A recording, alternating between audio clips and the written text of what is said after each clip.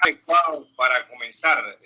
Como siempre, pues la presentación por parte de Alejandro y posteriormente yo intervengo para darle paso al profesor Oscar Andrés.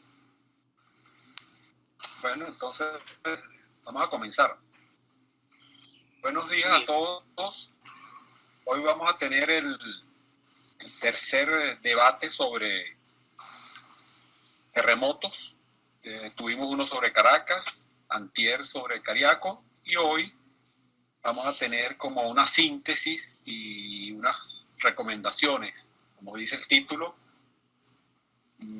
pauta, orientaciones para proteger a nuestras ciudades ante estos eventos naturales impredecibles. Los anteriores han sido muy interesantes, hemos tenido un grupo de profesionales muy competentes y hoy vamos a tener a otro, a Oscar Andrés López. Creo que ha sido un buen aporte estos debates. Hemos tenido algunos correos, incluso hay un ingeniero amigo nuestro, Peña, que nos mandó materiales que él ha producido sobre temas que se han tratado en estos debates. Yo, Guillermo Bonilla, sobre la relación entre la práctica y el conocimiento sobre los terremotos. José Adolfo nos mandó un material bien interesante sobre la relación entre arquitecto e ingeniero, que vale la pena revisarlo. Yo se los mandé a algunos, los que estén interesados lo pueden conseguir en la revista Entre Rayas o yo se los puedo enviar si nos mandan un correo a la dirección ejecutiva del Museo de Arquitectura. Bueno, yo no quiero extenderme mucho, le voy a dar la palabra a Alfonso Olivares. Antes, para los que no estaban en los debates anteriores, Alfonso es ingeniero graduado en la UCB, tiene una maestría en conservación y restauración de monumentos en la Universidad Central en el año 2014, es profesor asistente de estructuras en la Universidad, profesor invitado en el área de tecnología, la maestría de conservación y restauración de monumentos de la Facultad de Arquitectura de la Universidad Central. Ha hecho una serie de proyectos importantes, o ha intervenido de una manera integral en diferentes proyectos en Caracas, como el Teatro Municipal y el Nacional, el Palacio de la Gobernación de Caracas, la Casa Amarilla, la Casa Martí, la Casona Nauco Arriba, San Bernardino de Triunfo y Paseo de Mártires del Campo de Carabobo y el Panteón Nacional. Igualmente ha hecho algunas intervenciones patológicas y estructurales en edificios como la Francia, en el centro de Caracas, los hoteles Humboldt y Waldorf, la cuadra de San Jacinto y el centro histórico de Caracas. Es actualmente asesor técnico de Funda Caracas, de la alcaldía del municipio Libertador, el Instituto de Patrimonio Cultural y el Movimiento de Pioneros. Y también ejerce su ejercicio profesional de manera independiente. Sin más que agregar, le doy la palabra a Alfonso, que va a dirigir y a poner orden en este debate. Adelante, Alfonso. Bueno, hoy la suerte de haber convocado a un excelente profesional. Por supuesto, los que nos acompañaron en los dos debates anteriores, en el caso del profesor José Luis Alonso, excelente, Francisco Garcés, que hizo los comentarios. Luego tuvimos en el segundo de los encuentros a Francisco Garcés y a Ángelo Marinilli de la UCB, en el Instituto de Modelos de Materiales y Modelos Estructurales, y nos acompañó en los comentarios excelentes el profesor Guillermo Bonilla de la UCAP. Hoy tenemos de nuevo un panel de lujo con Oscar Andrés López, altamente conocido en los medios estructurales y sobre todo en la parte sismo-resistente, y al profesor José Luis Alonso, que también nos va a acompañar en el día de hoy en los comentarios. El profesor Oscar Andrés López es ingeniero civil de la Universidad Central de Venezuela, experto en dinámica estructural e ingeniería sismo-resistente, doctorado y magíster de la Universidad de Berkeley, California, asesor de Funvisis y profesor invitado titular en el INME, Instituto de Modelos y Materiales Estructurales de la Facultad de Ingeniería de la Universidad Central de Venezuela. Ha publicado 70 artículos en revistas nacionales e internacionales, individuo de número de la Academia de Ingeniería y el Hábitat, 4 veces Premio Nacional del Ministerio de Ciencia y Tecnología al mejor trabajo científico en investigaciones tecnológicas. Posteriormente presentaré de nuevo al profesor José Luis Alonso, para los que hoy están convocados, y le damos la palabra entonces a Oscar Andrés López, con su excelente presentación que tiene que ver cómo vamos a proteger nuestras ciudades ante los terremotos que no podemos evitar. Profesor Oscar Andrés, all suyo. Sí, buen día a todos y a todas. En primer lugar, quiero expresar mi agradecimiento al MUSARC, a su equipo directivo, especialmente al arquitecto Alejandro López, por esta gentil invitación que me permite traer este tema a discusión con ustedes. Quisiera que me confirmaran que me están escuchando bien y que mi lámina se está viendo en forma adecuada.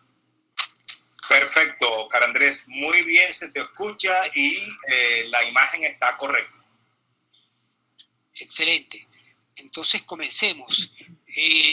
Vamos a dividir esta presentación, primero revisando las lecciones del sismo de Caracas 67 y Cariaco 97, unos breves comentarios sobre México 2017, y en la segunda parte hablaremos de qué lecciones nos dejan estos eventos y qué podemos hacer para reducir los riesgos.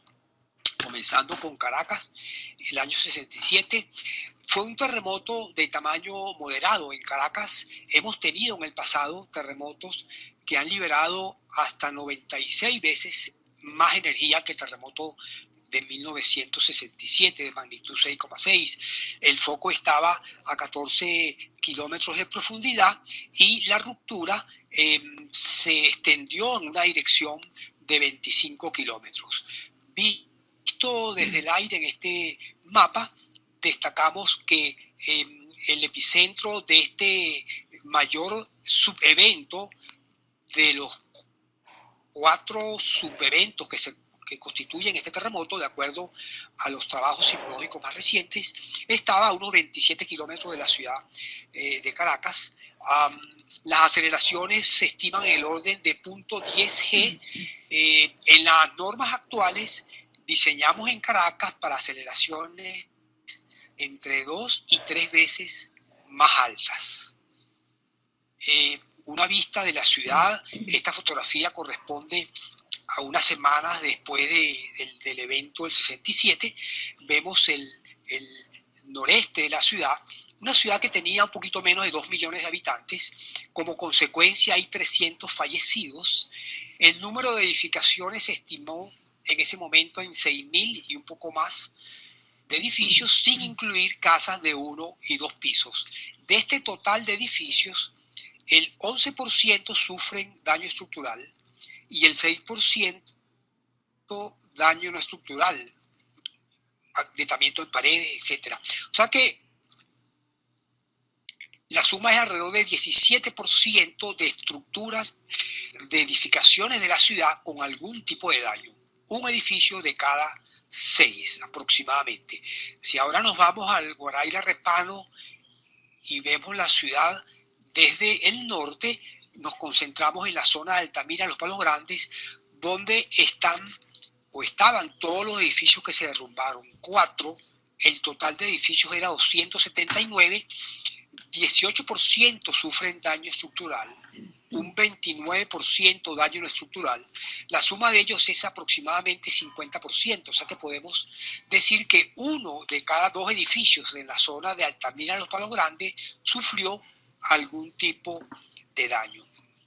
Los edificios derrumbados, el Mijagual, antes y después, el San José, todos estos edificios fueron diseñados por oficinas de ingeniería o siguiendo unas normas que eran similares a las normas de California y las normas de otros países, el edificio Nevery y el edificio Palace Corbin. Aquí debemos destacar que el Palace Corbin estaba constituido por 3 cuerpos independientes. El cuerpo más cerca de nosotros se derrumba, pero el cuerpo de escaleras y ascensores, así como el otro cuerpo de apartamentos, permanecen de pie. Los 2 cuerpos de apartamentos eran iguales en términos de geometría, tamaño de columnas y vigas y losas y materiales de construcción. Sí hubo una concentración de daños en la zona de Altamira, Los Palos Grandes. 1 de cada 2 edificios se dañaron. En el resto de la ciudad, 1 de cada 6, dado que los edificios se construyeron con las mismas normas en toda la ciudad y por los mismos ingenieros, concluimos que hubo un movimiento más intenso en la zona de Altamira, Los Palos Grandes. Efectivamente, hubo una amplificación del movimiento producido por la presencia de sedimentos de gran profundidad en esta zona. Si hacemos ahora, vemos un plano vertical que va del Ávila al norte hacia el sur. Tenemos este plano donde destacamos que los edificios derrumbados estaban en sedimentos de hasta 300 metros de profundidad. Aquí tenemos el Ávila, el Guaraí Repano hacia la izquierda, hacia la derecha el resto de la ciudad. La intensidad del movimiento vamos a ilustrarla con base a registros mundiales, de una base de datos mundial recopilada es un trabajo de hace 5 años, 6 años. Se seleccionaron todos aquellos movimientos con las mismas características de lo que ocurrió en Caracas el 77, es decir, sedimentos con esa profundidad de 300 metros, el tamaño del terremoto, la distancia, la rigidez del suelo, y esto conduce en término medio a estas curvas de intensidad del movimiento en sedimentos, intensidad del movimiento en la roca. Esto fue explicado previamente en la presentación del profesor José Luis Alonso con modelos matemáticos que simulaban la acción de un evento sísmico y la respuesta de estos sedimentos. Ahora lo estamos mostrando y llegando al mismo resultado que él mostró, pero no con base a modelos matemáticos, sino con base a estadísticas de registros similares obtenidos en todo el planeta. Se concluye entonces que efectivamente los sedimentos amplificaron el movimiento entre 2 y 3 veces mayor que el movimiento vibratorio en la roca.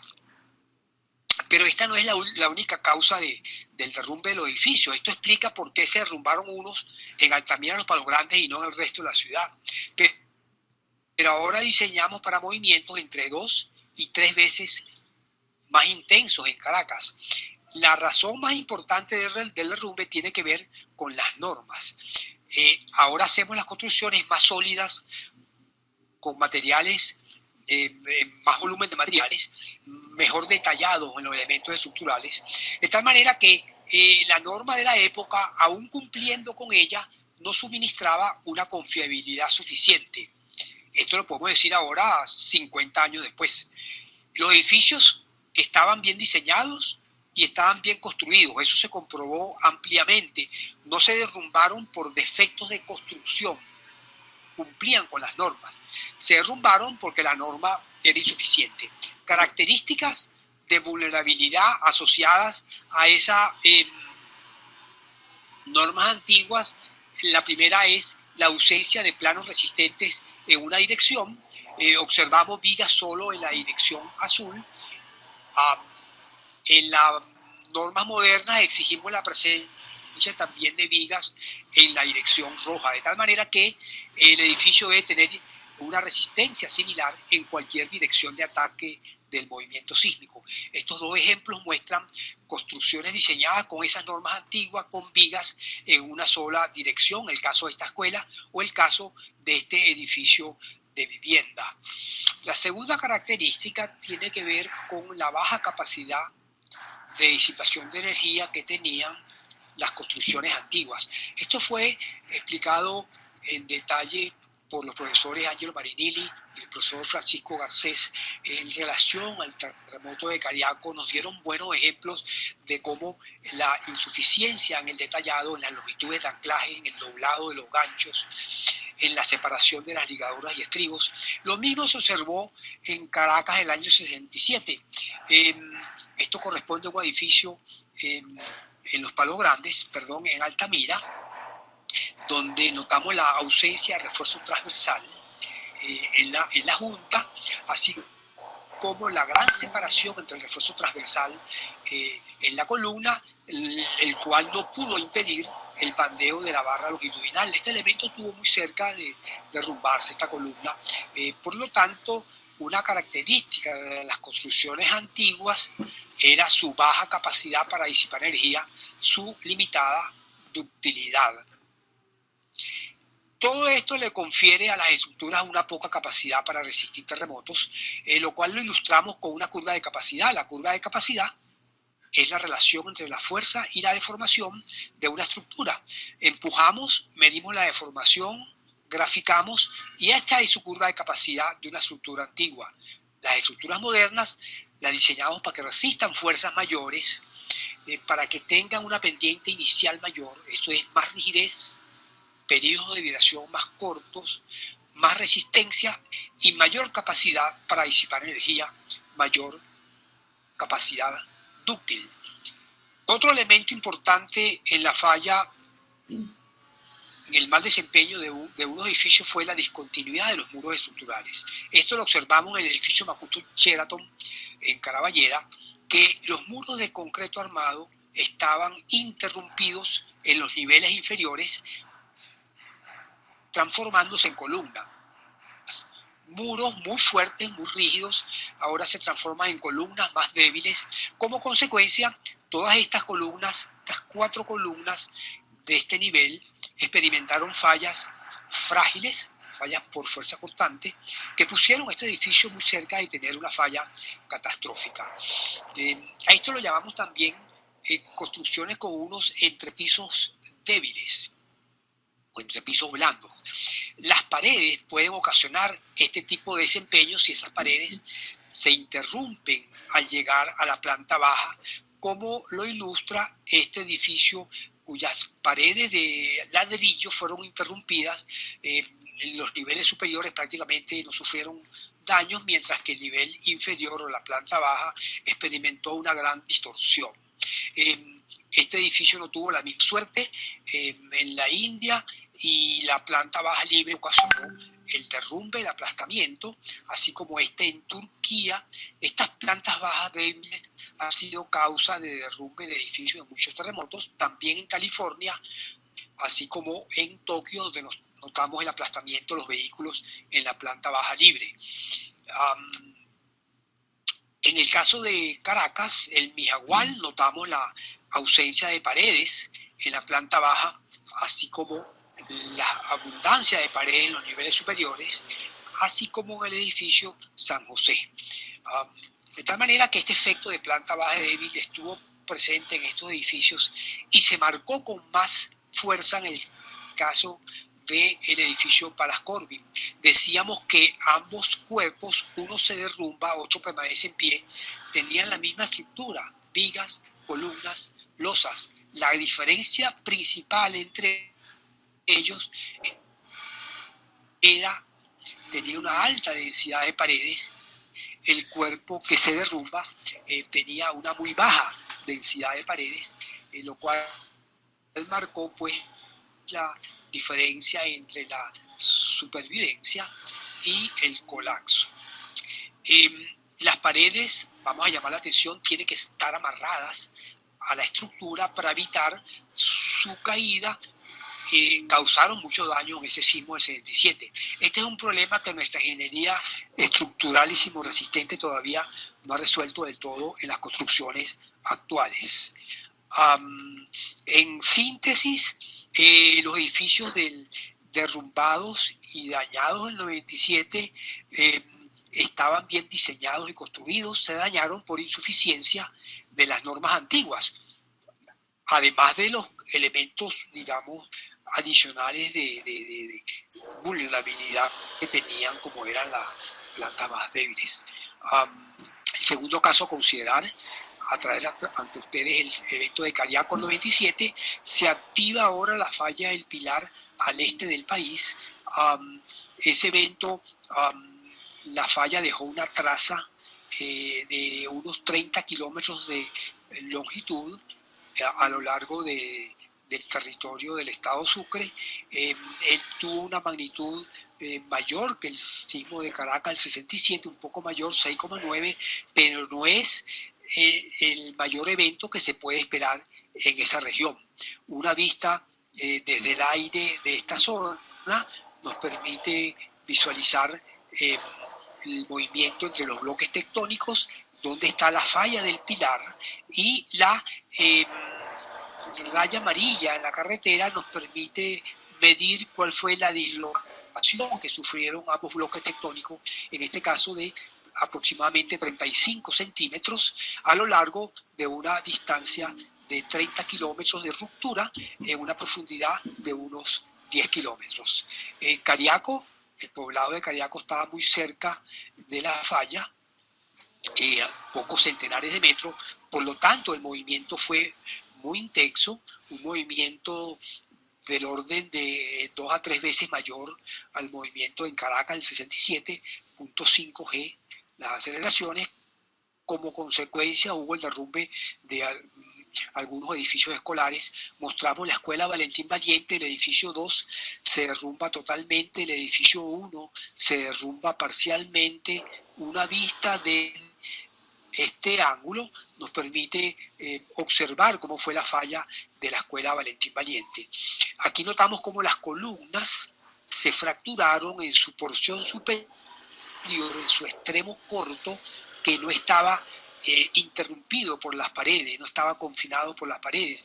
Esos son los llamados efectos de columna corta que mostramos en esta figura. La columna se fractura, se desplaza a la derecha, cae. Afortunadamente, en este caso, las paredes pudieron soportar el peso de la losa, pero este efecto se presenta mucho en los terremotos, el efecto de falla por columna corta, y tuvo un rol fundamental en el derrumbe de la escuela Valentín Valiente. Vamos a ver la simulación, el modelo matemático con análisis no lineal nos permitieron reconstruir cuál fue la secuencia de falla de esta escuela. Aquí quitamos el techo para visualizar la estructura. No hay vigas en la dirección larga, la losa está apoyada sobre columnas y sobre vigas transversales. Destacamos la presencia de las columnas cortas. Cargamos lentamente, medimos la deformación y hacemos ese gráfico.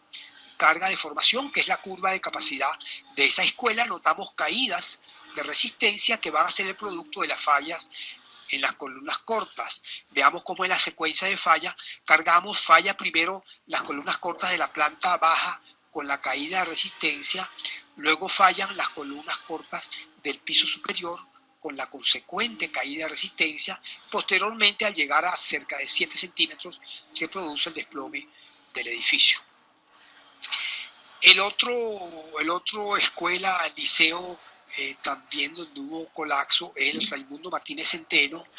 Esta imagen nos muestra cómo la planta, el techo baja quedó sobre el terreno, aplastando a la planta baja. Esta imagen nos muestra cómo era el liceo, un liceo similar, cómo era la estructura y los espacios en la planta baja que quedaron aplastadas después del terremoto. Las columnas cortas jugaron también un rol fundamental en el derrumbe de este liceo. Aquí la comparamos con un liceo similar, donde está una columna tal como era el liceo Raimundo Martínez Centeno antes del derrumbe. De nuevo, la modelación matemática con análisis dinámico no lineal nos permite reproducir cuál fue el mecanismo de colapso. De nuevo, aquí quitamos los techos. Vamos a mostrar la respuesta de uno de estos pórticos que tiene bastantes columnas cortas. Y vamos a indicar que la falla ocurrió hacia el oeste, donde al cargar, donde el impulso sísmico, al impulsar en ese sentido, activa estas columnas cortas de la planta baja 1, 2, 3 y 4, y esta columna que no es corta porque es donde se desplaza tiene posibilidad de formarse una columna larga, también experimenta una falla. Este movimiento sísmico fue seleccionado de una base de datos mundial que representa lo ocurrido en ese momento en Cariaco, con una aceleración entonces cercana a 0.5 G. La simulación demuestra lo siguiente: aquí estamos mostrando la fuerza cortante, la fuerza aplicada con respecto a la deformación para cada entrepiso. En el entrepiso superior no hay mayores daños, en el entrepiso intermedio hay 1 y 2 fallas en columnas cortas, pero en el entrepiso inferior se produce la primera falla de columna corta, la segunda, la tercera, la cuarta y luego la quinta falla de una columna larga. Entonces esa fue la secuencia del mecanismo de falla. Estas fueron las columnas que fallan primero, luego falla la columna más al extremo izquierdo por agotamiento o flexión, y esto conduce al desplome entonces de la planta baja. En Cumaná también se desplomó un edificio. Este fue el único edificio desplomado en Cumaná, el edificio Miramar. El movimiento vibratorio fue muy pequeño, unos 7 veces más pequeño que el movimiento en Cariaco. Aún así, se produce el desplome de este edificio, que fue ampliamente estudiado en el Instituto de Materiales, en el INME. Este muro estructural, que estaba integrado a todo el edificio, a la estructura, permaneció, 2 niveles de él permanecieron, digamos, sin daño. La conclusión del estudio es que hubo errores de diseño. Efectivamente, la norma de diseño, la norma sísmica vigente, exigía que el edificio se analizara para sismo en 2 direcciones. Se analizó para sismo en una sola dirección. Y no se consideró el efecto de la torsión que introducen los muros. Se ignoraron los muros en el análisis sísmico. Esos son errores importantes en el diseño. Hubo errores también al pasar las áreas de acero de los elementos estructurales, columnas, a los planos. Ya áreas de por sí insuficientes por las razones anotadas pasan en menor cuantía a los planos. Y por último, las pruebas de materiales hechas en el laboratorio del INME indicaron pues que algunos elementos, algunas columnas tenían calidad de concreto inferior a la indicada de los planos, que explican por qué un edificio se derrumbó en Cariaco, aun cuando la intensidad de movimiento era, podemos catalogar de pequeña, una aceleración baja. Cumaná. Para terminar, México 2017 pone de manifiesto algunas características similares a lo que observamos en Caracas 67. Fue un terremoto de mayor tamaño, pero estaba más lejos. De tal manera que el movimiento, inclusive en terreno firme, fue un poco más pequeño que en Caracas 67. Sin embargo, se derrumbaron 46 edificios, la mayoría menores de 10 pisos, y se derrumbaron edificios con unas características muy particulares. Losas apoyadas directamente sobre columnas de concreto reforzado. Es decir, aquí no había vigas en ninguna dirección. Además, en este edificio en particular, la presencia de una planta baja débil destaca su vulnerabilidad. Este edificio tuvo la suerte de permanecer en pie, aun cuando tuvo daños importantes, pero este no fue el caso de este edificio, en el cual la planta baja, que no tenía paredes, colapsó, se derrumbó. La estadística indica, de estos 44 edificios colapsados, el 61% eran edificios con losas apoyadas sobre columnas, sin vigas. Esta tipología constructiva está muy penalizada, solo permitida en zonas de muy baja amenaza sísmica en las normas actuales. Adicionalmente, el 57% de los edificios tenían una planta baja débil, discontinuidad de las paredes al llegar a la planta baja, y el 91% fueron diseñadas con normas antes del cambio importante de norma que hubo en México el año 1985. O sea que las construcciones diseñadas con normas antiguas, con normas insuficientes. Con esto finalizamos esta primera parte del análisis de estos 3 eventos sísmicos. En la parte que viene posteriormente vamos a hablar ahora de las lecciones aprendidas y qué hacer para reducir los riesgos en la ciudad. Bueno, terminada la primera parte, nos vamos a tomar unos pequeños instantes para que unas notas sobre el foro anterior se las enviamos al correo de Alejandro. Exitosa jornada, saludos Clemente y Yajaira. Dijo muy didáctica y agradable exposición. La dirección Alejandro López, San José. El núcleo de ascensores fue calculado en concreto armado y fue construido con bloques. Y Ángelo presenta sus disculpas atendiendo unas actividades, obligaciones. Bueno, invitamos a que sigan participando en el chat para hacerlo público y que Oscar Andrés pueda contestar. ¿Ahora me estás oyendo? Ahora sí te estamos escuchando, Oscar Andrés, y te vemos. Excelente, muy bien. Bueno, mientras Oscar Andrés resuelve el problemita técnico, hay una pregunta de Carolina Uzcategui. Primero, Yajaira Briceño dice, un lujo de exposición muy didáctica. Y Carolina Uzcategui nos comenta que sería conveniente implementar algún tipo de ordenanzas que limiten y regulen la construcción de edificaciones en áreas de la ciudad que se encuentren sobre fallas geológicas. Y otra pregunta dice, ¿eso existe en la actualidad en alguna ordenanza municipal? Bueno, dejamos estas preguntas para que sean posteriores. Vamos a ver. Puedes darle a ampliar la presentación que ya se ve el PowerPoint completo. Correcto. Muy Ahora bien, entonces faltaría ampliar la presentación exactamente. Está muy bien. Muy bien, y me escuchan bien entonces. Correcto. Entonces, muy bien, perfecto. Entonces, continuamos entonces con la segunda parte. Luego de examinar estos 3 eventos sísmicos, si queremos resumir en pocas palabras las razones por las cuales hubo derrumbes de edificios, podríamos decir, la primera es obvia, hubo incumplimiento de normas sísmicas en unos casos, el caso del edificio Miramar, pero la razón que explica el derrumbe de muchos otros edificios, tanto en Caracas, Cariaco y México, fueron la insuficiencia de las normas antiguas, la poca capacidad para resistir sismos que estas normas suministraban.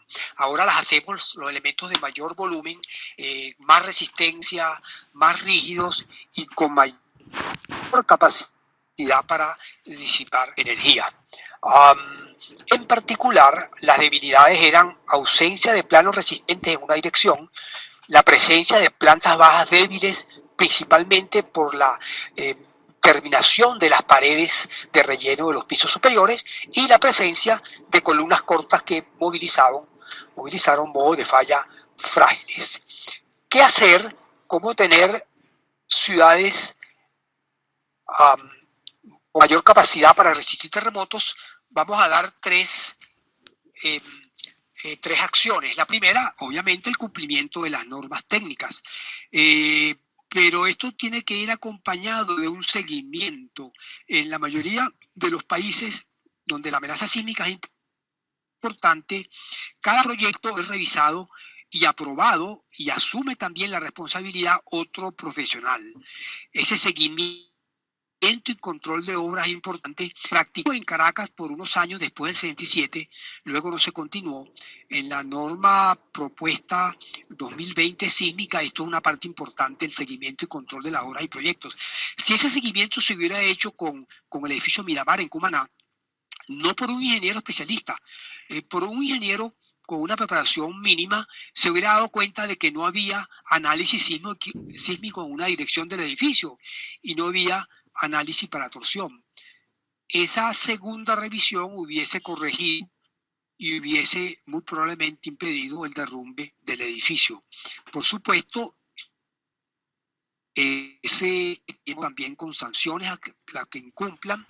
así como un proceso de formación, de privilegiar la responsabilidad social de ingenieros y arquitectos por encima de los intereses económicos.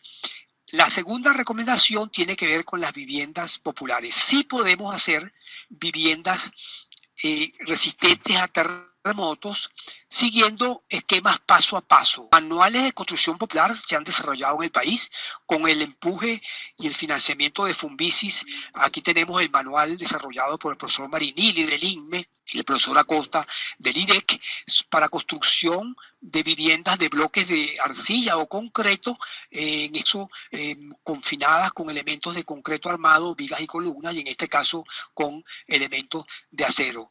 Estos manuales permiten entonces la construcción segura de viviendas ante terremotos sin necesidad de que sea aprobado por un proceso de una oficina de ingeniería. La tercera recomendación tiene con qué hacer con todas aquellas construcciones antiguas que son vulnerables a terremotos.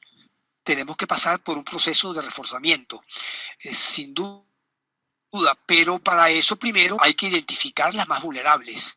En Caracas hay poco más de 300.000 construcciones.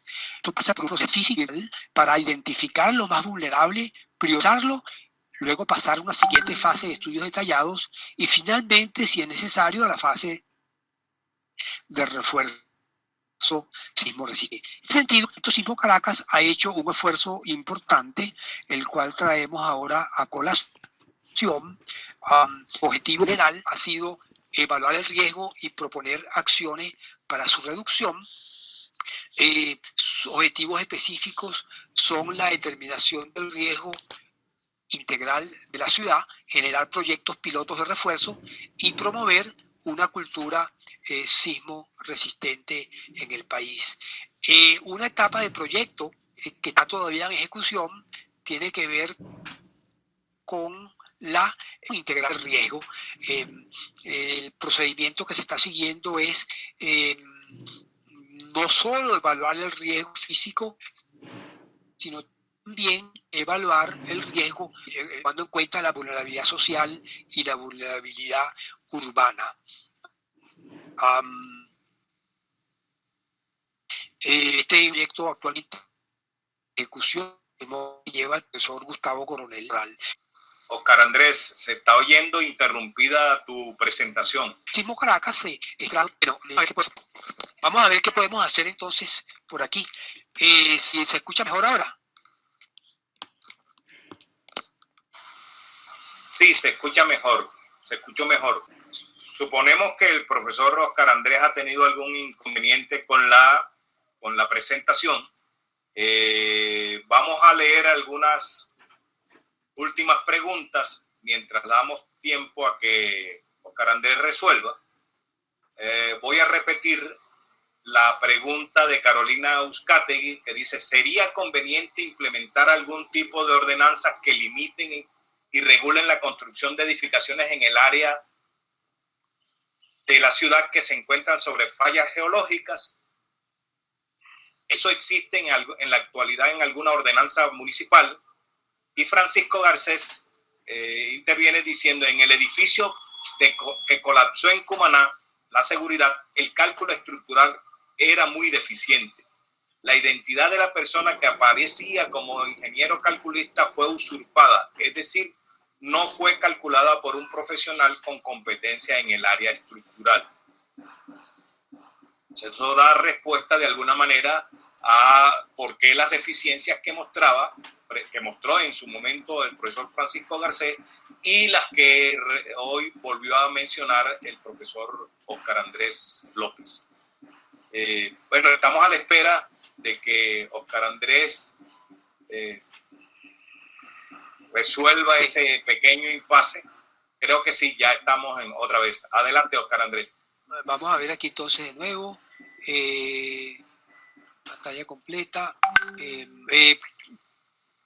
Quiero que me confirme, Alonso, por favor, que están viendo. Se oye y estás presentando. Muy bien, es que no tenía una respuesta. Entonces voy de nuevo. Entiendo que la presentación la están observando. Bien, Decía yo que el proyecto Sismo Caracas se desarrolla en Funvici con el apoyo del INME, el curso del FONACIT, la interacción con alcaldías, ministerios y las comunidades, y con la participación activa de estudiantes de pregrado y posgrado. Resultados concretos del proyecto vamos a mostrar. El primero fue el desarrollo de un instrumento que nos permitiese en poco tiempo, en cuestión de 1 hora, 2 horas, dar un dictamen sobre la vulnerabilidad y el riesgo de una edificación. Un instrumento de inspección rápida. Ese instrumento de inspección rápida consistió en 2 hojas, una planilla que se podría llenar en poco tiempo, con 13 bloques de información. Por ejemplo, el tipo constructivo. Los tipos más comunes son en nuestro medio los pórticos de concreto armado relleno con paredes o sistemas mixtos de pórticos y mampostería, algunos con baja calidad de construcción, presentes en las viviendas populares de nuestros barrios. Se identificó la forma de planta y los esquemas de elevación que condicionan la vulnerabilidad de las construcciones, en particular las irregularidades, aquellas situaciones de piso blando, planta baja débil o ausencia de planos resistentes en una dirección. El último bloque tiene que ver con el estado general de mantenimiento y el grado de deterioro de la construcción. Esto va acompañado de esquemas de planta y elevación. Este caso corresponde a una vivienda popular y una memoria fotográfica. También se desarrolló un instrumento, una aplicación para celulares y tabletas que permite la opción, pues, además del llenado físico, el llenado digital, la búsqueda.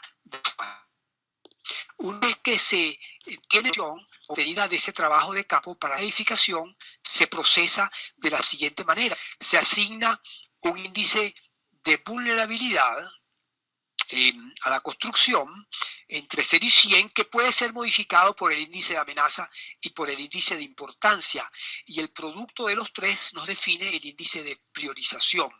El índice de amenaza se hace depender de las microzonas de la ciudad en la cual esté la construcción, se hace depender también de la topografía del terreno, si estamos en ladera, en la cima de una montaña, cerca de la ladera, eso conduce a aumento en las vibraciones del terreno durante sismos. El índice de vulnerabilidad depende de 6 bloques de información. Primero, la antigüedad, el tipo constructivo o tipo estructural, las irregularidades presentes, la profundidad del depósito de sedimentos, la condición topográfica y el grado de deterioro o mantenimiento. Esos 6 factores se combinan de alguna manera, teniendo más peso la antigüedad y la irregularidad. Combinados nos conducen al índice de vulnerabilidad. ¿Cómo funciona esto? Bueno, se calibró con la experiencia de las construcciones de Caracas y de Cariaco en los sismos del 67 y el 97. En este gráfico hay 21 edificios de prueba graficados contra el índice de vulnerabilidad. Los edificios hacia la derecha son aquellos derrubados en Caracas o en Cariaco, así como algunas construcciones populares que tienen los mayores índices de vulnerabilidad. Esto nos permite definir el rango en el cual tenemos muy elevada o elevada vulnerabilidad. A la izquierda están los edificios construidos con normas modernas, buen mantenimiento, sin irregularidades. Esto se aplicó luego a un número importante, más de 1000 edificaciones en Caracas. El índice de importancia depende ahora del uso de la edificación y del número de usuarios o de habitantes de esa edificación. Los 3 índices entonces se multiplican para definir la prioridad. O sea que la prioridad, dependiendo de la amenaza, la vulnerabilidad y la importancia, una vez obtenido esto para 100 o 200 o 1000 construcciones, las ordenamos de mayor prioridad a menor prioridad para pasar luego a la siguiente fase de estudios detallados o si es necesario, el refuerzo de la construcción. Entonces aplicó en Caracas a 1.130 edificaciones en una primera instancia. Todos los edificios de primera asistencia, quiere decir centrales de bomberos y protección civil, fueron inspeccionados. La mayor parte de los hospitales e instalaciones de salud de importancia del Ministerio de Seguros Sociales fueron inspeccionadas. Un número importante de edificios patrimoniales y un número importante de viviendas formales, así como viviendas populares. Posteriormente, con otro proyecto, Genfumbici se extiende en Caracas a 3.183 inspecciones, viviendas inspeccionadas o construcciones, y también se extiende a otras ciudades del país para un total de un poco más de 7.000 inspecciones efectuadas, en una base de datos disponible para estudios futuros. En Caracas se inspeccionaron edificaciones en todos los municipios, pero más en el municipio con mayor población, Libertador, y con mayor amenaza, Chacao. Los resultados se pueden mostrar de muchas maneras. Una manera de hacerlos es esta, en la parroquia Catedral. Aquí está la Plaza Bolívar, la Casa Amarilla. Se inspeccionaron todos los 154 edificios de esta zona. Aquí se muestran resultados en términos de altura. Predominan la altura de 1 a 3 niveles en esta zona de la ciudad. Resultado en base a la antigüedad, predomina las construcciones antes de 1939, cuando nace la primera norma de construcción del MOP. Esta es una zona antigua de la ciudad. Y en términos de vulnerabilidad, un 57% de las construcciones de esta zona tienen vulnerabilidad elevada. Los otros resultados vamos a mostrar ahora la siguiente fase del estudio, que es ya el estudio detallado de cada construcción, que implica uso de modelos matemáticos para estimar el grado de seguridad, el grado de vulnerabilidad que tiene la construcción y si es necesario reforzarla o no. Mostramos resultados en primer lugar para construcciones de edificios de muros de tipo túnel. Se identificaron un total de 9.090 edificios que no poseen muros en una dirección, es decir, tienen muros solo en la dirección transversal, no tienen entonces resistencia sísmica en la dirección longitudinal, o al menos una resistencia muy débil. Estos son muros usualmente de 12 centímetros, 14 centímetros de espesor, al igual que el espesor de la losa. Aquí no hay vigas. La mayoría de los edificios están en Guatire y Guarenas. Sobre estos edificios se hicieron estudios en detalle que van desde medición de sus propiedades dinámicas con sensores de vibraciones ante vibraciones ambientales, los cuales permite calcular con lo cual se calibró con un modelo matemático, se simuló el ensayo, lo cual permitió calibrar y ajustar la respuesta no lineal e inelástica del modelo matemático ante acciones sísmicas. Como resultado del análisis de estos edificios, se concluye que su vulnerabilidad es realmente muy elevada. Hay un 50% de probabilidad de tener daño completo para la aceleración que exige la norma para edificios a ser construidos, edificios en la actualidad. Esa es una probabilidad demasiado alta. Esto conlleva la necesidad de reforzarlo. Este es el proyecto de refuerzo de este edificio con muros en el perímetro del edificio. En el caso de viviendas populares, se inspeccionaron 627 viviendas en 15 barrios de Caracas, Guarenas y Guatire, identificándose el tipo principal, el tipo más común como un sistema mixto de mampostería, de bloques de arcilla y pórticos de concreto armado con una baja calidad de materiales y de construcción. En Caracas, con información del censo y otras fuentes, se identificaron 224.000 y un poco más de edificaciones de este tipo, que constituyen el 70% del total de edificios residenciales de la ciudad. 2/3 tienen 1 o 2 pisos Se colocaron esas construcciones en las zonas de barrio de la ciudad, indicadas en color gris. Se correlacionaron con las microzonas de la ciudad, y se concluye que el 93% están sobre roca sana o meteorizada, aproximadamente 6% en sedimentos someros y aproximadamente 1% en sedimentos profundos. Con esta información de la altura, se pueden hacer. Estas viviendas fueron construidas en un barrio en Baruta, hechas por los maestros de construcción del barrio, y luego a la primera vivienda hecha por los maestros se le pidió que se agregaran algunos elementos de refuerzo, vigas de riostra, paredes de bloques de concreto o paredes de bloques de arcilla en el nivel que no las tenía, en el nivel inferior. Esto condujo entonces a 4 viviendas que fueron ensayadas hasta, aplicando carga lateral con un sistema de gatos hidráulicos, hasta una condición de daño completo de la estructura.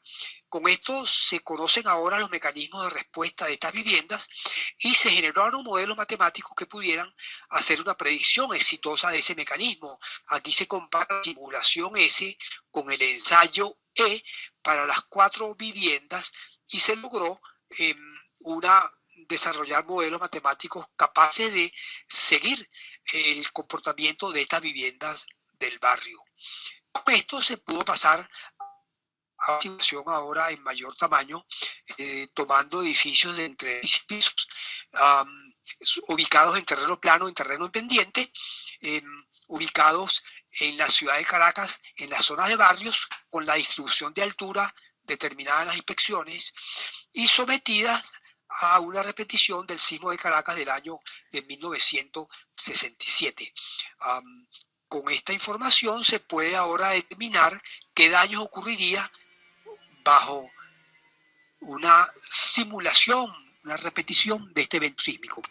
Las conclusiones son las siguientes: 3.433 edificaciones tendrían daño completo, lo cual traería un poco más de 32.000 personas, de las cuales un quinto de ellas, 6.482, perderían la vida, aproximadamente 26.000 quedarían heridas, y las más afectadas son las de 3 a 5 pisos, especialmente si están en sedimentos profundos.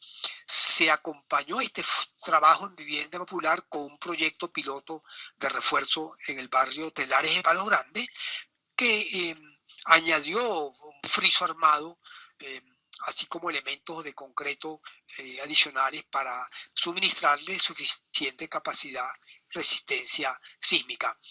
Estudios similares se hicieron en otro tipo de construcciones. Por ejemplo, ya estamos, todos los edificios de bomberos de la ciudad y Protección Civil fueron inspeccionados. Este es uno de los más críticos, la estación de bomberos del Valle.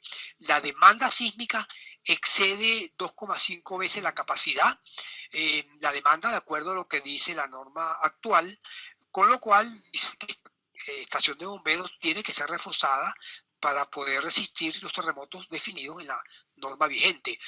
En el Hospital JM de Los Ríos mostramos resultados para 2 módulos, módulos 3 y 4.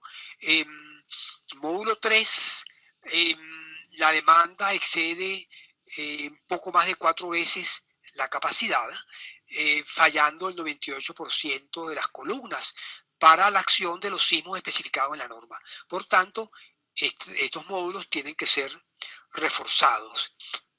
En el caso de las edificaciones patrimoniales, mostramos un ejemplo con el caso del observatorio Cajigal, donde la demanda excede en un 50% la capacidad del edificio, lo cual me un tipo de invención. Con esto terminamos esta segunda parte y estamos a la orden pues para cualquier discusión. Bueno, gracias, Oscar Andrés. Pasamos entonces a las preguntas, a un ciclo de preguntas para que se puedan dar las respuestas y posteriormente los comentarios por parte el profesor José Luis Alonso. Perdón, Alfonso, vamos a parar un segundo para iniciar un nuevo video y que esté completo, preguntas, respuestas y cierre. ¿De acuerdo? Correcto, de acuerdo. Correcto, gracias. Hay una serie de preguntas que haremos en este momento. Le voy a dar lectura para que el profesor Oscar Andrés participe, o cualquiera de los otros profesores que están presentes. Tania Olivares dice: la caracterización de estructuras ya construidas vulnerables ante eventos sísmicos debería ser por profesionales preparados para este fin. Esto se hace desde la alcaldía o cualquier ente competente. En mi humilde opinión, la mayor dificultad de las construcciones en zonas populares creería que es la falta de espacio horizontal y la condensación poblacional, lo que hace construir y para ello es difícil cumplir las condiciones óptimas en que los manuales de construcción son elaborados. ¿Cuál sería entonces una opción para nuestras viviendas en los barrios? Ángelo Marinil: uno de los productos del proyecto Escuelas fue un protocolo de inspección y un índice de priorización que se aplicaron a 231 edificaciones escolares. Profesor Oscar Andrés, para su respuesta. Bien, veamos, en el caso de las viviendas populares, ¿qué opciones tenemos? Bueno, lo primero que debemos decir es que ellas realmente no deberían estar donde están, porque están construidas en laderas con un riesgo de inestabilidad, tienen todos esos defectos que conocemos, pero la permisividad desde hace 50, 60 años ni terremotos ni ante otras acciones. Entonces, eso ya está ahí. ¿Y cómo lo resolvemos? Bueno, una manera de resolverlo es simplemente aquellas de mayor vulnerabilidad, dándole oportunidad a las personas de tener construcciones más seguras en otros lugares. Eso se ha hecho. La Gran Acción Vivienda ha apuntado en esa dirección y ha resuelto parte de la situación, pero el volumen de construcciones es tal que eso merita otro tipo de solución. Los manuales de construcción popular son una opción, por supuesto. También requiere tener a la hora de reforma de viviendas populares que no tenemos, cómo reformar para hacer la reserva ante terremotos. Pero este es un problema sumamente complejo, el problema de las viviendas populares. Sería interesante escuchar también otras opiniones. El profesor Ángelo trajo a colación un tema importante. Efectivamente, hay un instrumento de inspección de escuelas que fue desarrollado en ese proyecto y que permite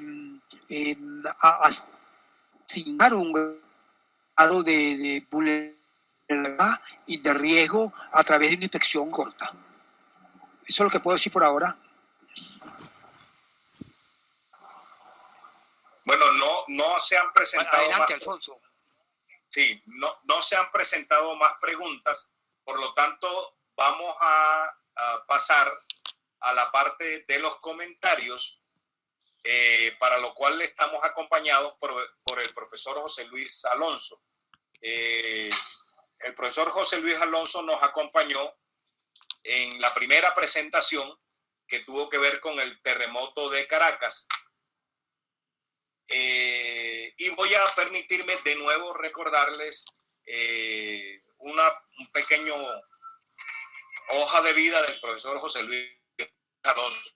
El profesor José Luis Alonso es ingeniero civil de la Universidad Central de Venezuela de 1967. Justo se graduaba cuando ocurrió el sismo de Caracas. Opción estructuras. Es magíster en ingeniería de la Universidad de California en Berkeley. En 1970 es profesor de pregrado y posgrado de la Universidad Metropolitana, de la Universidad Simón Bolívar, de la Universidad Central de Venezuela en ingeniería y en el Departamento de Arquitectura y Artes Plásticas de la Universidad Simón Bolívar.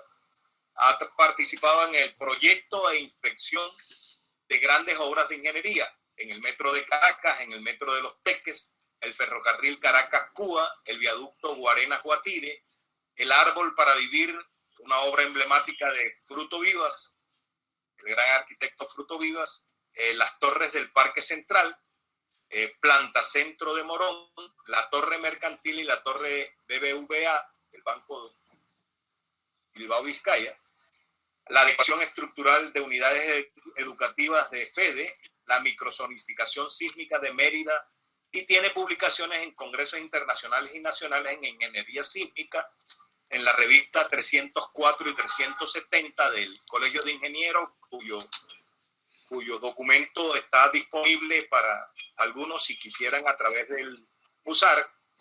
El libro Vulnerabilidad Sísmica de Edificaciones, publicado en 2007 y reimpreso en 2012. Y es padrino de varias promociones de ingenieros civiles, tanto en la Universidad Metropolitana en 1996, como en la UCB en la 2009, 2012 y 2013. Bueno, ¿usted oye en mí? Yo no, Alfonso, no te oigo. ¿Puedo empezar? Sí, puedes empezar. Ok, me disculpa, ¿no? Bueno, antes que nada, muy buenos días a todos. Muy contento de estar nuevamente con ustedes. Lo primero que quiero, obviamente, es agradecer a la directiva del Museo de Arquitectura y a todo su equipo por la oportunidad que se me ha dado a mí de participar junto con estos magníficos profesionales y amigos en este evento, ¿no? Por supuesto, también quiero felicitar a los ponentes por sus magníficas exposiciones didácticas, agradables y sobre todo los grandes aportes que ellos han dado pues, a esta área de lo que sería la parte de ingeniería sismorresistente. Sí quiero hacer una mención a algo que se nos ha olvidado a todos y yo por supuesto lo quiero traer a colación. Yo quiero mencionar y quiero agradecer y quiero que ustedes también lo hagan en mi nombre, de los que fueron realmente los pioneros del área de la ingeniería sísmica aquí en Venezuela después del terremoto del año 67. Por cierto, todos fallecidos lamentablemente, los que voy a nombrar. Entre ellos, a ver si que Jairo Larota, que es primo hermano de Oscar Andrés López, lamentablemente fallecido. Alfonso Malaver, Félix Antonini, que fue en algunos momentos el presidente, llamémoslo así, de la Oficina Técnica Especial del Sismo. El doctor Paul Menares, que fue presidente de Fumbisis, el doctor Hernández, que también fue, ¿cómo se llama?, presidente de Fumbisis, el ingeniero Luis Urbina, y por supuesto no me quiero olvidar del alemán, yo lo llamo el alemán, que era muy amigo mío, por cierto, el sismólogo Gunther Fiedler, que era, o que fue, durante muchísimos años, el director del Observatorio Cajigal. Dicho esto, yo quería pedirles a ustedes la autorización. Como quiera que todo lo que se ha expuesto aquí, desde mi punto de vista, ha sido excelente. Los aportes de estas personas que han participado realmente son plausibles. Todo lo que ha hecho, digamos, la universidad, de la parte del INMI y otras muchas universidades, no solamente la Universidad Central, son muchas universidades en Mérida, etcétera, en Barquisimeto, que han participado, digamos, en dar a conocer lo que son todos los problemas, digamos, de tipo sísmico y cómo disculpen, la vulnerabilidad de las estructuras. Yo quería presentar una muy pequeña presentación en PowerPoint en la cual yo voy a resumir, o mejor dicho, voy a dar unos comentarios, ¿no?, que no tienen nada que ver con lo que ustedes han explicado aquí, ¿verdad? Porque sería como muy repetitivo. Entonces, si ustedes me permiten hacer esto, es una muy breve exposición. ¿Puedo proceder? Ok. Por supuesto. ¿Perdón? ¿Qué pasó? Disculpe, ¿qué pasa? Por supuesto. ¿Qué? Presentar ahora. Disculpe. Una ventana. Estoy aquí con compartir, ¿no? Sí. ¿Y dónde está mi presentación? Cancelar. Disculpen un momentico, por favor. Tengo aquí a la asesora. Tiene suerte de contar con esa asesora. No. Sin lugar a dudas, sin lugar a dudas. Me gané la lotería. La lotería. Hace tiempo. Sí. Muchas gracias.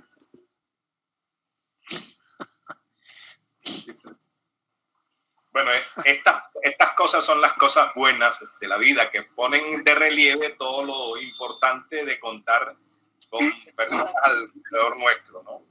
Estamos en los comentarios por parte del profesor José Luis Alonso, la exposición del profesor Oscar Andrés López acaba de pasar y está precisamente todavía en cierne, y hay algunas preguntas adicionales. Bueno, una precisión de parte del profesor Francisco Garcés. Dice que todavía tenemos pendiente la instrumentación de puentes, edificios y estructuras vitales. La información derivada de esta instrumentación es de gran valía. Es decir, eso haciéndolo en la investigación que precisamente Oscar Andrés López decía en cuanto a las edificaciones, y que algunos puentes se habían hecho, pero no en la totalidad. Damos entonces de nuevo la palabra a José Luis Alonso. Bueno, ¿me están viendo? ¿Están viendo la pantalla? Aún no aparece la presentación. A ver, esperen un momentito. En pantalla, pero no a la presentación. Sí, disculpe. Voy a tener que despedir a la ayudante. Bueno, es que esto es gratis, yo no le estoy cobrando. A ver. Espérate. ¿Se ve ahora? ¿Se ve? ¿Te quieres sentar aquí? No, aún no aparece la presentación. Bueno. No sé. Aquí. Yo estoy compartiendo.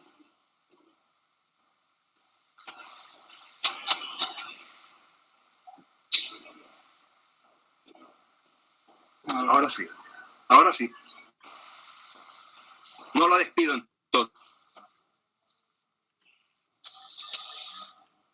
¿Sí?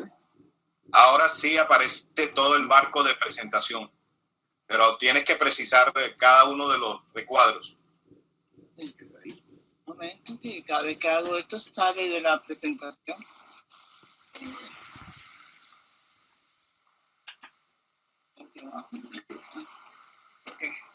Ahora sí.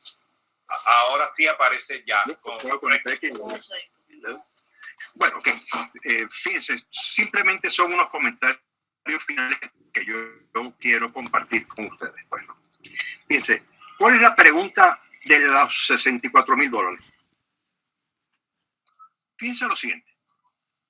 Supuestamente somos unos expertos en ingeniería psíquica, llevamos más de 50 años aprendiendo lecciones, mejorando las normas, en fin, somos realmente una maravilla. Pero la pregunta entonces es, ¿por qué cada vez que hay un terremoto se sigue cayendo los edificios? Algo definitivamente no debe estar bien. Entonces, por ejemplo, yo me hago las siguientes preguntas. ¿Será que el análisis es muy enredado?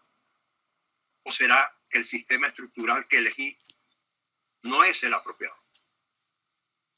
También podría ser que no se aplican ni se entienden las normas. A veces las normas son bastante complicadas de interpretar. ¿Será que la calidad constructiva es deficiente? ¿O será que falta una inspección adecuada? ¿O será que existen demasiadas variables involucradas? El problema es complejo, por lo visto. Una gran pregunta, pero ¿cuál es el terremoto que debo elegir? Porque a todas estas no sé cuál es el terremoto que yo debo elegir para efectos de mi diseño. ¿O será que equivoqué de profesión? ¿Cuál de estas cosas puede explicar el por qué estas cosas las edificaciones son tan vulnerables? Fíjense lo siguiente. Muchos ingenieros piensan que el problema se resuelve con el SOP y con las normas existentes. ¿Cierto o falso? Fíjense, ¿qué es lo que suele suceder?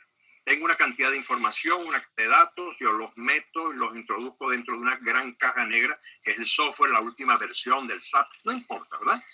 Y yo obtengo unos resultados. Una caja negra que yo estoy convencido que el 95% de las personas que están utilizando ese software no tienen ni la menor idea en qué se basa ese software. Pero resultados reales, bueno, fíjense, las estructuras se caen. Está el terremoto de Kobe en el año 1995 o daños en instalaciones portuarias en Turquía. ¿Ustedes creen que ese edificio que está aquí en Japón no fue diseñado para las normas, me imagino, y construido como debía ser? Fíjense esto es más reciente, en el terremoto de Chile, a la derecha, creo que fue en la zona de Valdivia, unos edificios que estaban recién inaugurados, se cayeron. Suelta, el edificio Raimundo, de la unidad educativa de Raimundo Centeno, esto fue en Cariaco, que también colapsó. Pero no solamente se caen los edificios, ¿no? No hay que olvidar que en los terremotos suelen caerse una cantidad, es decir, haber una cantidad de daño en puentes, en cualquier tipo, digamos, de instalación vial. Entonces, resumiendo esto, señores, el problema es más complejo de lo que parece. Fíjense, yo voy a hacer una... bueno, esto es bien interesante lo que les voy a decir a ustedes. ¿Qué creen ustedes que tiene de especial la acción sísmica? A ver si alguno de ustedes se ha paseado por esta interrogante. La acción sísmica, ¿saben ustedes por qué es única? ¿Por qué se diferencia de las demás acciones actuantes? Porque el terreno que impone la acción sobre la estructura también le sirve de soporte. Realmente esto es bastante paradójico, ¿no? Ok. Fíjense cuál es realmente, desde mi punto de vista, cuál es el objetivo real de la ingeniería sismoresistente o del diseño sismoresistente. Tenemos que lograr un balance entre lo que sería la demanda sísmica, ¿verdad?, y la capacidad estructural resistente. ¿Y qué es la demanda? Bueno, la demanda sísmica corresponde al efecto del sismo sobre la estructura, evaluación de los máximos desplazamientos, envolvimiento, corte, etcétera.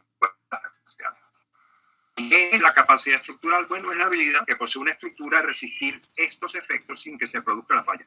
Esto es lo que todo el mundo sabe y es lo que todo el mundo quiere. Ok, pero ahora fíjense lo que pasa. La pregunta que vamos a hacer dice, ¿pero cuál de estas dos, la demanda o la capacidad, es la variable que no controlamos? Ok, fíjense. Si nosotros conocemos la demanda, es decir, porque somos amigos de San Pedro y el hombre nos ha dicho, mire, el terremoto que usted tiene que utilizar para el diseño es este, se lo garantizo, ¿verdad? Si yo realmente conozco eso, o sea, lo que sería el input, pues mire, la ingeniería estructural y el software existente en la actualidad está excelente, que casi podríamos decir que puede resolver cualquier tipo de problema que se nos ponga por delante. Pero es que el problema no es ese. El problema radica en la gran incapacidad que tenemos nosotros de estimar acertadamente cuál es la demanda, es decir, cuál es la acción sísmica. Ahí es, desde mi punto de vista, donde está el meollo de todo este enredo. Fíjense, por poner una definición, ¿qué es la amenaza sísmica? Bueno, es cualquier fenómeno, digamos, normalmente de tipo geológico, que está asociado ¿a qué? A la acción de un sismo, como son, por ejemplo, el fallamiento superficial, las sacudidas del terreno, no necesariamente la aceleración, la duración, el contenido de frecuencia, los deslizamientos, avalanchas, los problemas de licuefacción, en algunas ocasiones de formación tectónica, tsunamis y seiches. Que a punto de terminar. Hay algo que he escuchado. Usted sabe que hay una especie de inclinación entre los ingenieros a darle demasiada sobrevaloración a lo que es la aceleración. Yo me voy a permitir poner aquí 3 diapositivas que a mí particularmente me llamaron la atención, en donde yo pongo un poco en duda el efecto de la aceleración horizontal en la respuesta de las estructuras. Por lo menos estoy hablando del terremoto de Cariaco, ¿no? Fíjense esto. Aquí atrás, detrás del arbolito hacia allá, a unos 50 metros, está el Valentín Valiente. El edificio se cayó. Se cayó, pienso yo, que por muchos otros motivos, independientemente de la aceleración. Pero aquí tenemos, en ese mismo colegio, aparte que esta estructura no les pasó nada, fíjense esto, una columna y tengo aquí un tanque elevado. Si la aceleración realmente hubiera sido importante, este tanque hubiera llegado tranquilamente a Caracas de un solo golpe. Pero ese no es el único ejemplo. Ahora me voy a todavía un caso más crítico. Aquí estoy en Cariaco, igualito, ¿no? Aquí tengo un edificio de 2 plantas, encima tengo la misma columnita con otro tanque elevado. No le pasó absolutamente nada, se quedó en su sitio. Aquí tengo en la población del Tigre, esto está dentro de Cariaco, ¿no? Esto es más cerca del lago, bueno, del Golfo, quiero decir. Aquí tenemos dos estructuras que están pegadas unas a las otras. Tendría que haber habido, si la aceleración hubiera sido muy grande, un gran efecto de colindancia. Pero realmente, si uno observa esta diapositiva, prácticamente aquí se observa que la colindancia fue casi inexistente. Y para ponerles la guinda al pastel, les voy a enseñar esta otra fotografía.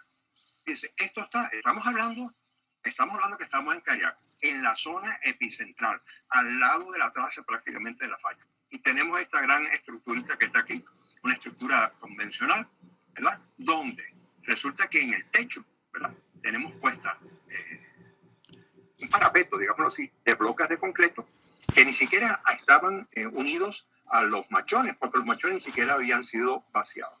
Entonces, la pregunta que yo hago es realmente, ¿qué tan importante es realmente la aceleración en la respuesta o en la vulnerabilidad de una estructura?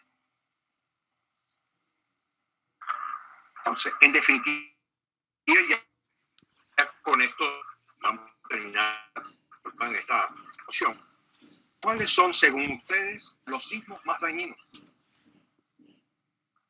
Señores, todos les quería decir que se los puedo enviar después, que casualmente en el capítulo 12 del libro Vulnerabilidad, Significación, existe un capítulo de 36 páginas que está abocado precisamente al estudio del terremoto de Cariaco de 1997.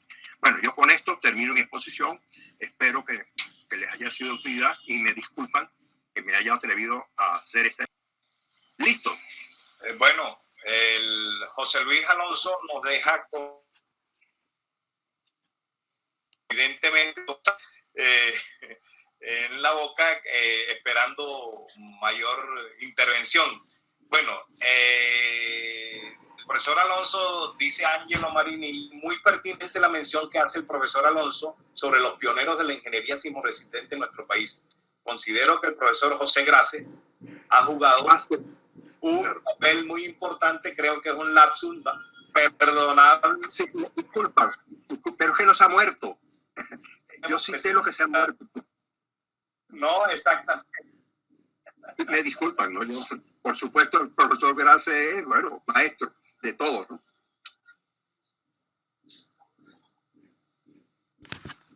Bueno, no sé si hacer el comentario a los comentarios que ya hizo José Luis. Hago el micrófono.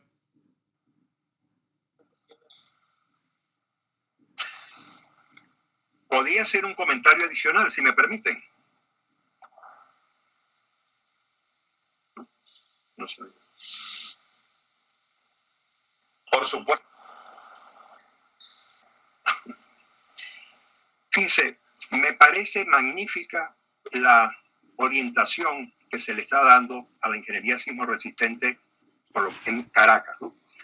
Esto de estarse ocupando en estos momentos, digamos, de las estructuras que son debajo, donde yo diría que por lo menos en Caracas el 50% de la población vive en este tipo de estructuras. Eso realmente hay que aplaudirlo. Por supuesto, yo aplaudo también la iniciativa de Fundinsis y del gran equipo que está conformado por los profesionales del INME, ¿no?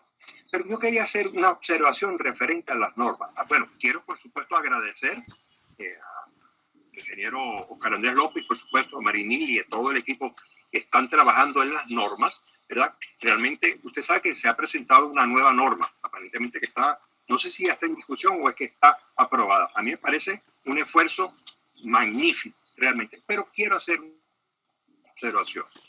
Fíjense, ¿qué creen ustedes que son los encargados realmente de reducir el riesgo sísmico en nuestra educación? No son las personas que hacen las normas. Quizás no somos nosotros que tenemos cierta, vamos a decir, formación. Es el ingeniero de a pie, es el arquitecto de a pie que no tiene la más remota idea de lo que es este tema. ¿Y por qué yo hago esto? Porque es solamente una recomendación que yo estoy haciendo de muy buena fe. Las normas a veces son muy complejas, son muy áridas. Si yo, por ejemplo, y no me refiero a la norma de Fundis, a la norma esta nueva 17.3 del 2020, Si ustedes agarran o tienen la oportunidad de tener en sus manos ese manual de la American Society of Civil Engineers del año 2016, si ustedes abren aquello, yo creo que se le quitan la gana de ser ingeniero. Eso sí es realmente algo muy complicado. Yo sé que Oscar Andrés López, eso ya lo he conversado con él en algunas oportunidades, él está dado, por supuesto, o por lo menos consciente, de que las normas deben venir acompañadas, digamos, de quizás de unos manuales que incluyan ejemplos de cómo utilizar las normas, ¿no? Las nuevas normas me refiero, porque se ha pasado de la A a la Z de un solo plumazo. Yo tengo las normas, a mí me gustan las normas que ellos han propuesto, me parecen excelentes, pero sí creo que es simplemente una sugerencia, que deberían pasar por un periodo, digamos, de darle un poco de información a los futuros usuarios, que son todos. Pues. Eso sería toda mi observación en relación pues, a este evento. Y yo propongo, no sé si a ustedes les parece bien, hacer un debate, porque hay un tema muy importante que está tocando Oscar Andrés López, que tiene que ver con el reforzamiento estructural. Eso es un problema serio. Eso no es una cuestión teórica ni académica. Eso es un problema que toca el bolsillo. Es un problema que me parece a mí que ameritaría, no sé si ustedes opinan lo mismo, conversación, una discusión sobre este gran tema. Bueno, muchísimas gracias a todos y de verdad que les agradezco mucho la gentileza de haberme permitido estar con ustedes. Gracias, José Luis. Creo que se hace necesario una pequeña intervención de Oscar Andrés, debido a que fue de alguna manera de nuevo mencionado por José Luis y bueno, para que haga un pequeño cierre técnico. Oscar Andrés, por favor. ¿Cómo? Por supuesto. ¿Me están escuchando? Sí, perfecto. Ok, muy bien. Sí, bueno, José Luis Alonso ha tocado un tema que es muy importante, que es el siguiente paso a la norma. Tienen que desarrollarse, como él lo dijo muy bien, manuales de aplicación de la norma en simples. La norma es compleja porque esta disciplina se ha desarrollado de tal manera en las últimas décadas, hace 50 años, que tiene un grado de complejidad. Pero debe ir acompañada entonces por un manual de aplicación de la norma, con figuras, y además con ejemplos concretos en un edificio pequeño, en una casa, en un edificio alto, ejemplos pequeños que sirvan pues para promover el mejor entendimiento de la norma. Totalmente de acuerdo con lo que ha dicho el profesor Alonso. Si yo tendría que decir algo adicional, se refiere a que todo esto que hemos hablado apunta a un mejor conocimiento del riesgo de nuestra ciudad. Es decir, todas las personas que aquí han aportado ideas, propuestas, proyectos, estudios, apuntan a que tengamos un mejor conocimiento del riesgo de la ciudad. Pero el riesgo no lo vamos a reducir si todas estas nos llevan a la práctica. Y la práctica es cumplimiento de requisitos de construcción, normas técnicas y sobre todo el reforzamiento de las construcciones más vulnerables, comenzando con escuelas, hospitales, estaciones de bomberos.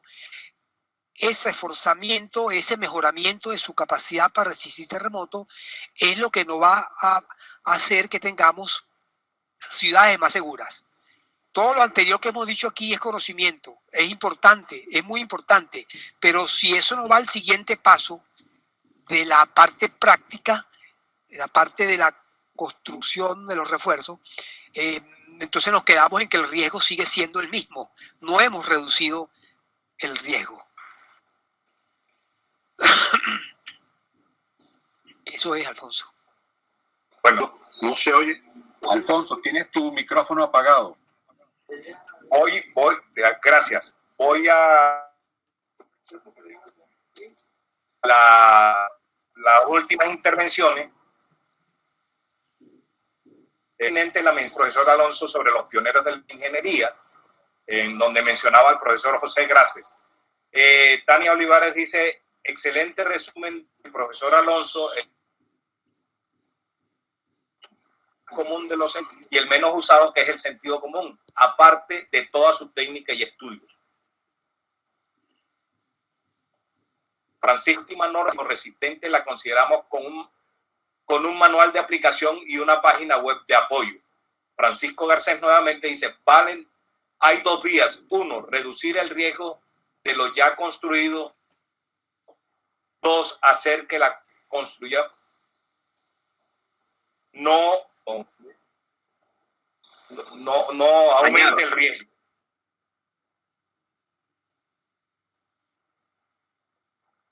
Hay otro tema que mencionaba, que la preparación de los profesionales de la ingeniería y la arquitectura es fundamental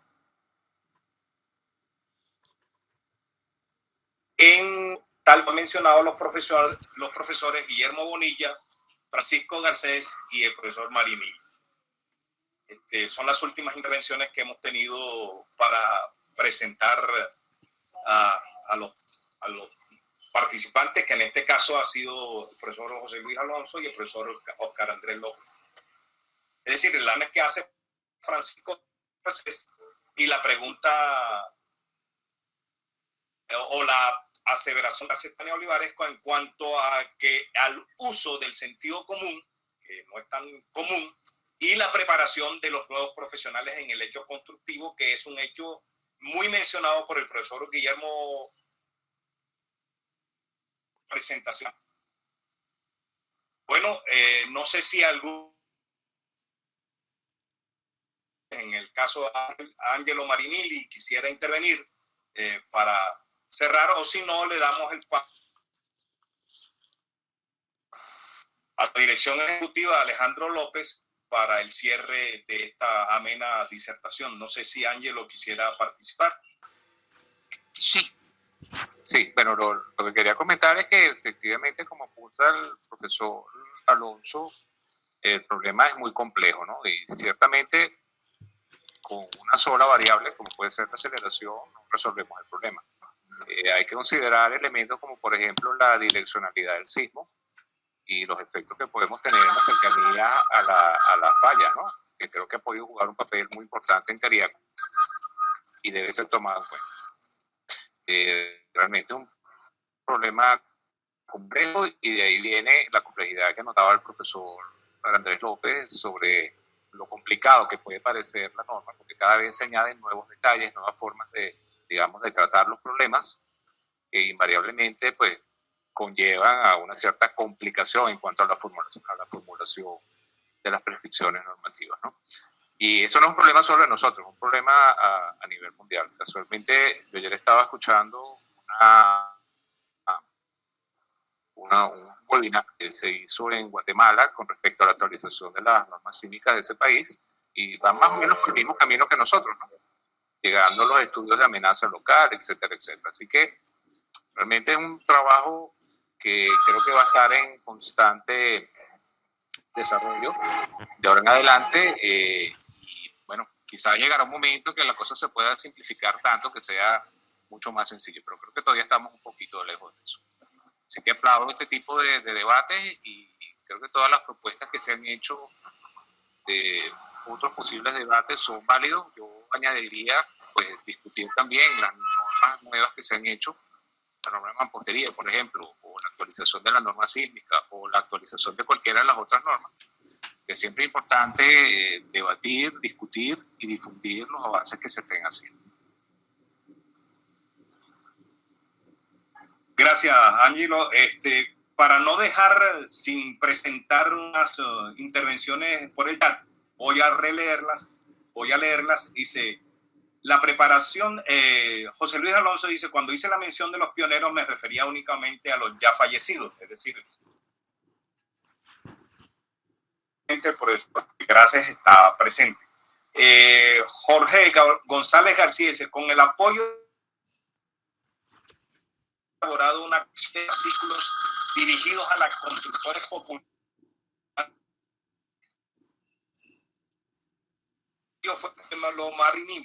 se pueden descargar. Francisco Garcés dice, la preparación debe hacerse en los profesionales construye es la que necesita vivienda. Nuestra población debe tener sensibilidad y saber que construyendo bien protege. Carlos nos dice: felicitaciones de nuevo al Musar y a Alejandro López y todo su equipo por la valiosa iniciativa de estos foros, incluyendo lo relativo al... Aprovecho la oportunidad para saludar la presencia de Clemente Escoto y Yahay. En ese sentido, indicar la memoria reciente, sugiero pensar una posible conversación, exposición y reflexión. Escoto en Ciudad Guadalajara, experiencia a mi criterio pionera en ese fin.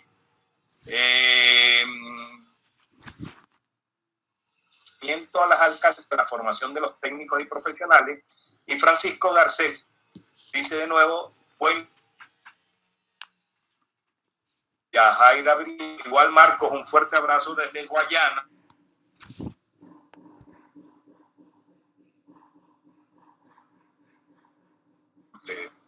Con tiempo, pero por supuesto hay una limitación. Pasamos a que cierres este ameno debate y muy fructífero. José, Ángelo, Francisco, Guillermo, pero que estaba presente, todos con aportes fundamentales. Cierre. Alejandro López, estamos a la espera de tu pasión en el cierre final. Disculpa, pero es que no te estaba oyendo, de repente se me cortó la comunicación. Yo creo que es un fastidio que yo vuelva a hablar, estoy hablando demasiado en los debates. Pero bueno, me parece que... No tienes opción. No, sí la tengo, puedo evadirla, me puedo hacer loco.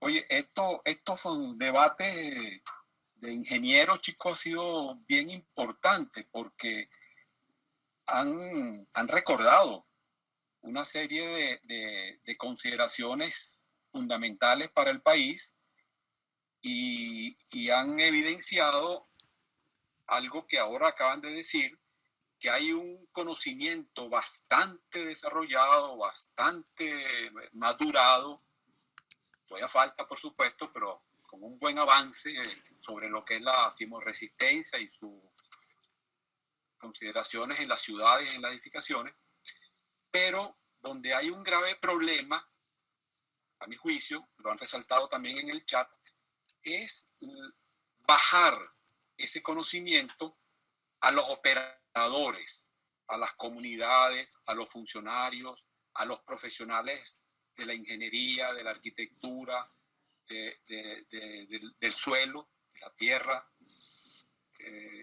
Me parece que hay que hacer un enorme esfuerzo para llegarle a esas instancias.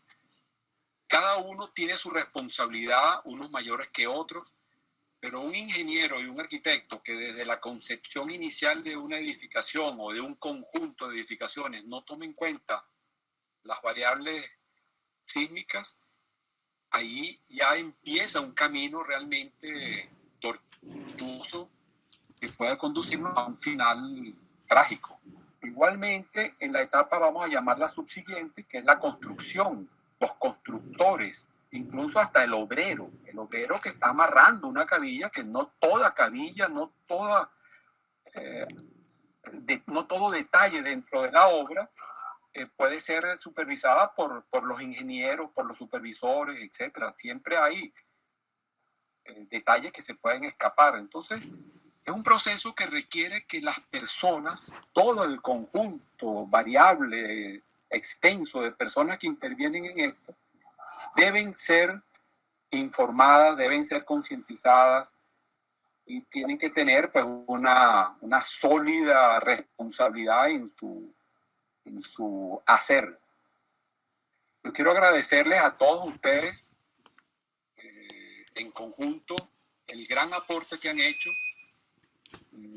Han surgido de aquí varias ideas, desde hacer exposición fotográfica de sismo, acompañado de ciertas discusiones en el museo, el hacer publicaciones, etcétera. Me parece que vamos a tener que insistir en actividades a partir de lo que ha surgido de estos 3 extraordinarios debates y por estos extraordinarios ponentes, moderadores y comentaristas.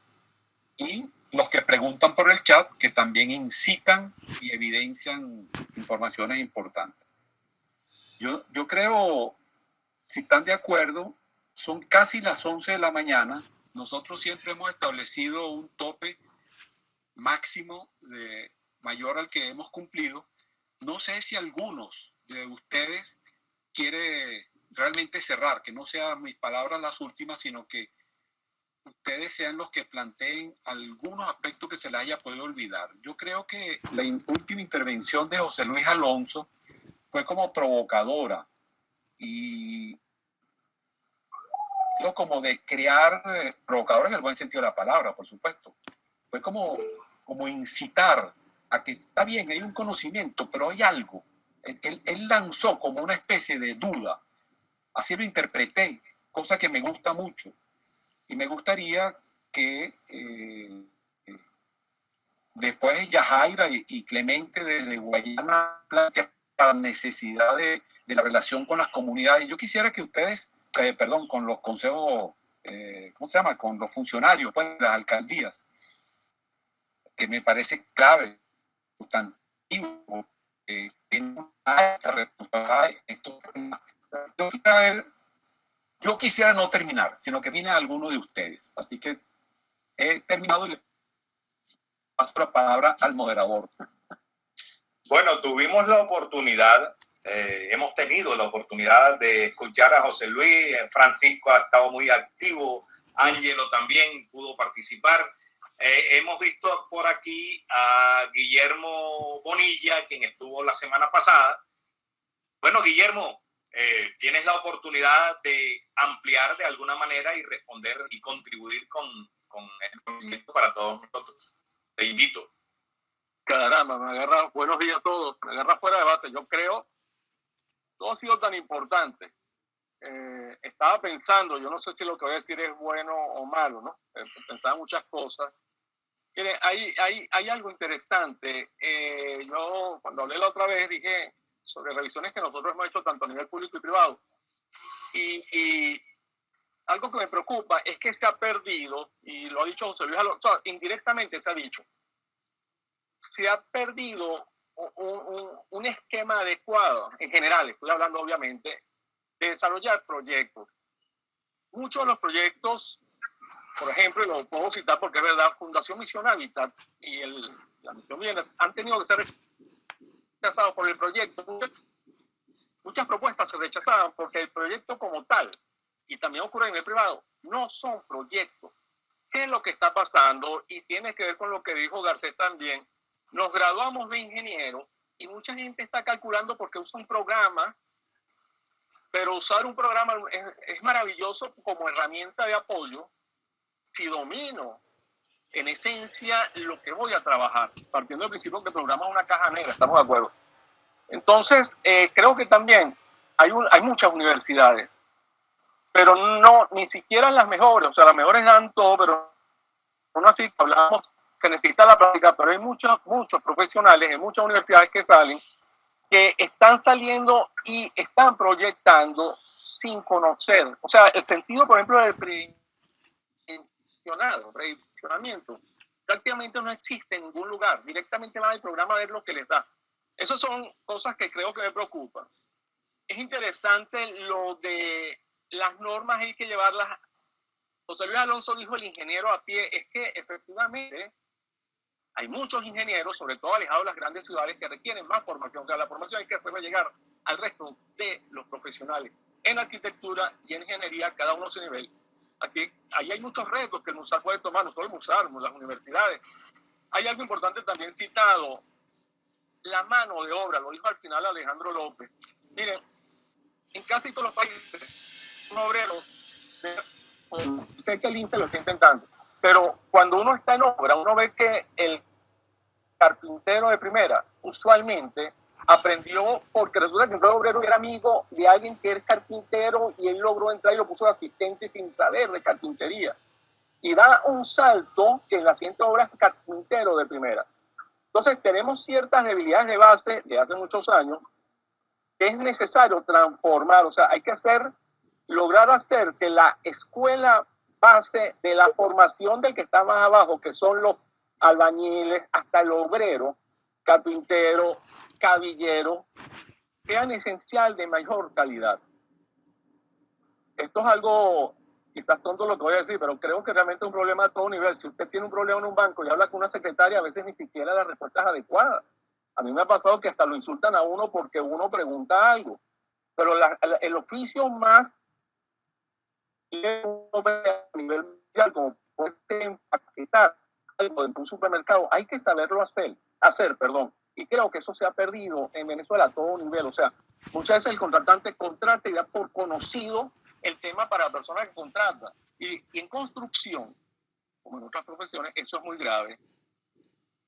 O sea, subir el nivel de formación del personal más bajo es importante.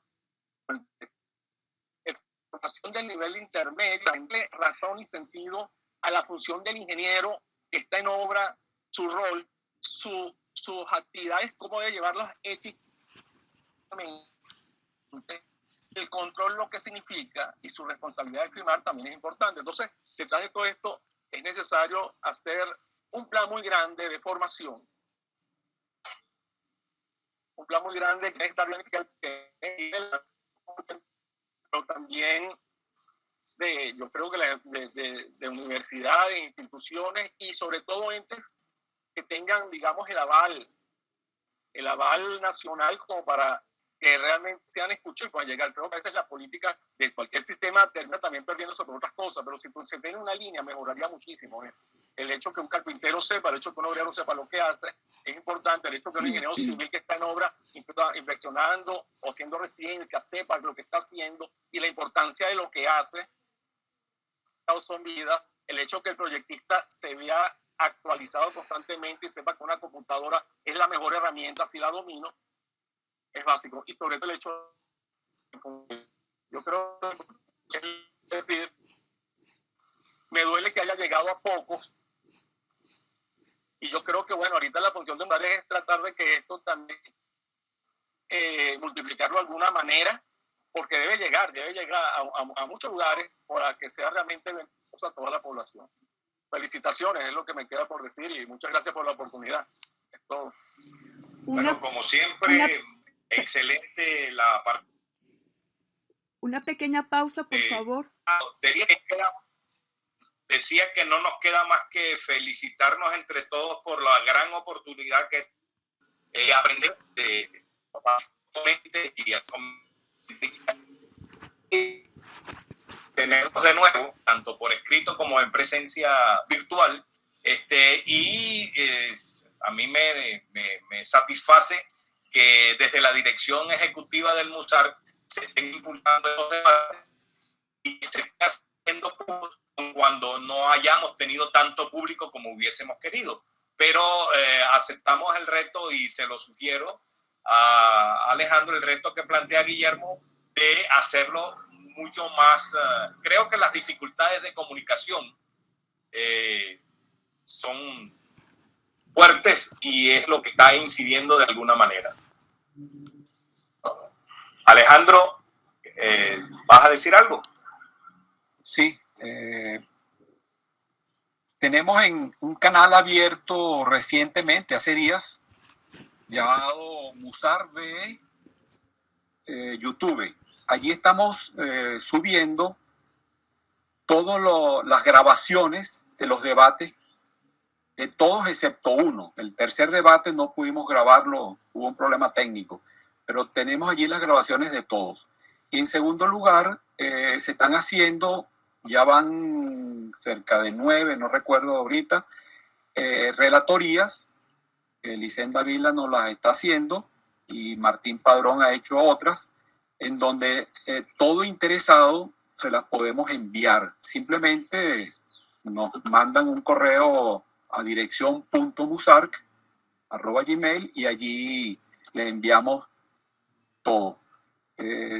Haremos un esfuerzo a ver cómo se puede realmente divulgar esto más, pero no nos está siendo fácil. Las comunicaciones, la cuarentena ahora, etcétera. Pero sí, obviamente que trataremos. Corran ustedes también la voz, el que quiera que le mandemos la información, pues que nos escriba y se las mandaremos. Gracias. Bueno, yo no sé si esto va a terminar o no, porque a veces se cierra y nos quedamos algunos conversando y parece que nos quedamos en unas conversas familiares casi bien buenas. Creo que han hecho un trabajo excelente todos y era lo esperado, por supuesto, pero lo han cumplido, se ha dado. Ahí no hay ninguna incertidumbre, eso está clarito y tenemos que agradecerles el gran aporte que nos han dado ustedes a este modesto esfuerzo que estamos haciendo en el Museo de Arquitectura. Y a ti, Alfonso, que has sido el moderador de estos últimos debates, muy agradecido también, ¿vale? Has dado toda una serie de aportes bien sustantivos para esto. Me retiro, ya no hablo más. Bueno, gracias a todos. Reiteramos la invitación a estos debates y bueno, realmente agradecido por la enseñanza. Hasta luego, saludos a todos, gracias.